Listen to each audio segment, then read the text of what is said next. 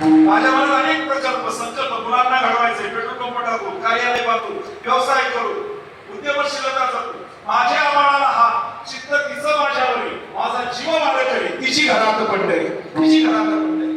अशा स्वरूपाचा दोघांनी निर्माण केलेला एक आदर्श गृहस्थी संसार ऐका. आणि म्हणून अक्षय असतील, ओंकार असतील, यांच्या भावनांना मी वाट मोकळी करून दे की 1 वर्ष झालेले आहे. आता ही लक्ष्मी उद्या येणार आहे गौरीच्या निमित्तानं. आई अजूनही तुझ्या आवाजाने पहाट होते. तू काढलेली रांगोळीतली गाय आई अजूनही दूध देते. तू देवपूजेला निघाली की सगळे देव तामणामध्ये येऊन बसतात. गंगेमध्ये धागर उडवताना तुझे डोळे काग पाणवतात. तू जुना शालू नेसला तरी तो नवीन दिसतो. शालू जुना असते, तू एव्हरग्रीन होती. तू जुना शालू नेसला तरी तो नवीन दिसतो. तुझ्या साडीवरचा जर आई संपून उठतो. गोवर गणपतीला तूच आता गोवर होऊन येशील, अख्ख्या मखरामध्ये फिरशील. भाऊबीजेला तूच बहीण होऊन येशील, ओवाळून जाशील. एखाद्या ढोळ जेवणामध्ये मोतीचूर लाडू वाढशील.